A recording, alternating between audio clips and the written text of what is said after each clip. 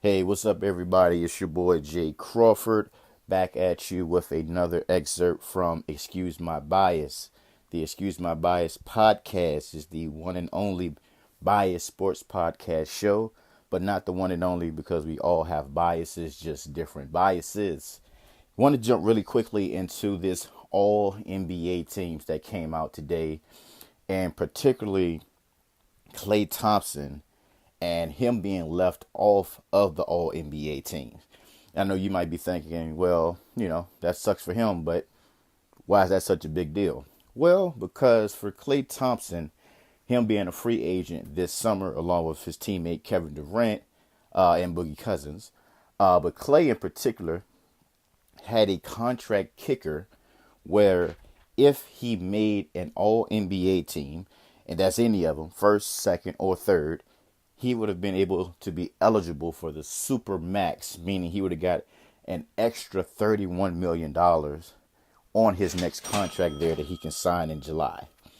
This is as you can understand, a huge disappointment for Klay, especially seeing that it was recorded, his live reaction when the reporters told him that he didn't make the All NBA team. It's one thing if you can handle that in private and then compose yourself and then come out and then make a statement from there, but he kind of had to get it on the fly, and he just kind of rolled his eyes like, what the hell, like, I'd rather win another championship than to make All NBA third team anyway, which is is a good statement.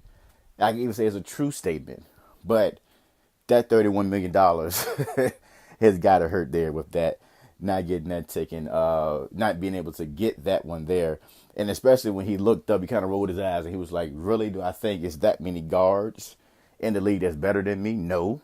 And there was no hesitation, no bluff, wasn't a PC answer. He was just like straight up, I don't think it's that many guards better than me in the league.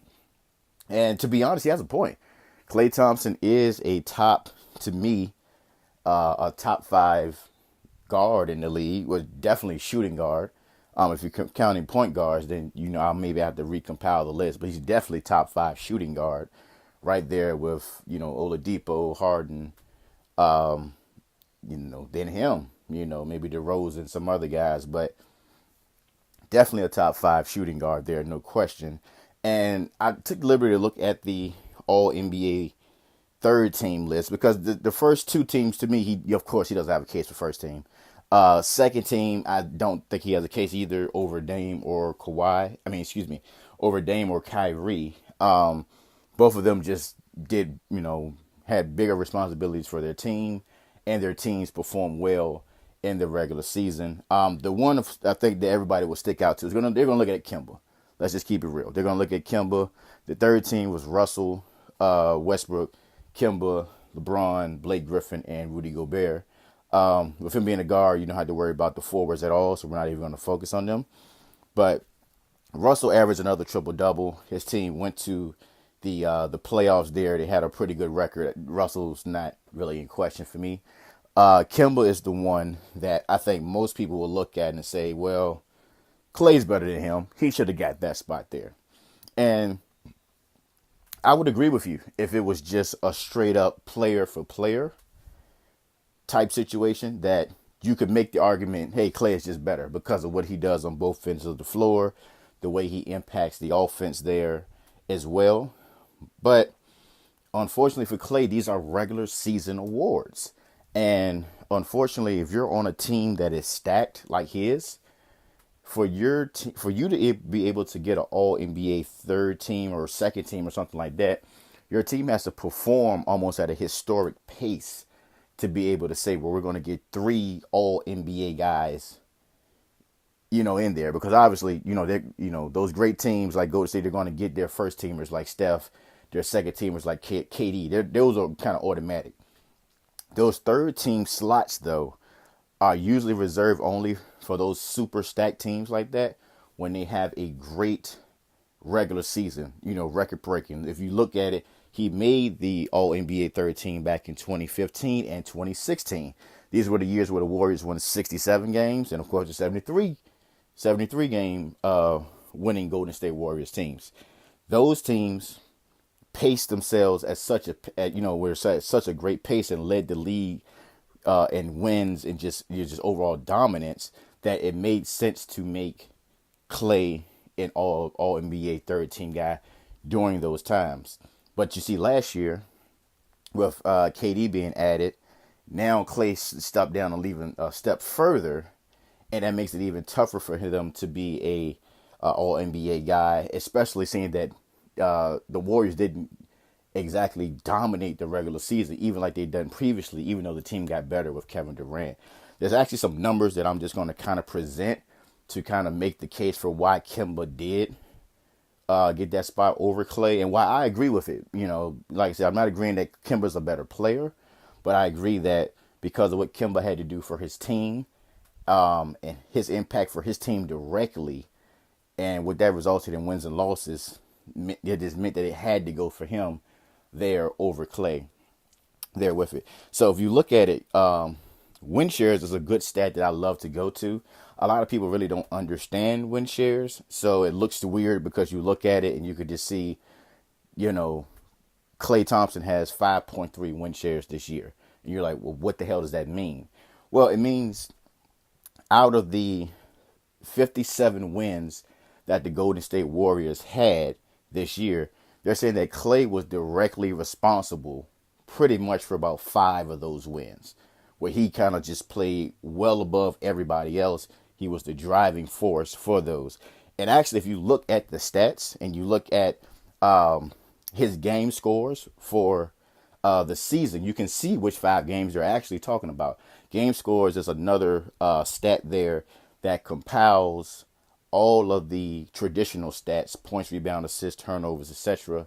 And it basically gives you a number there of kind of like a grade for the game. Whereas a 40 is like outstanding and a 10 is like an average. So, 10 to 20 is like an average, 30 to 40, 30 is really good, 40 is great. Klay had a few games there that you obviously, if we look back at the season, you would be like, okay, well, duh, those were his games. You got the 52-point game versus Chicago on October 29th. Remember when Klay started off slow this year, everybody said what was wrong with him. He bust out and hit, all those threes in the first half, ended up with 52. He had 44 against LA on January 21st, 39 versus Denver on March 8th, 43 versus the Knicks on January 8th. And then he had a really great all-around game versus the Spurs. We had 26, 6 assists, and 3 steals on February 6th. But those really were it as far as his impact games, where he really was the driving force for the Warriors to win, that outcome of that contest.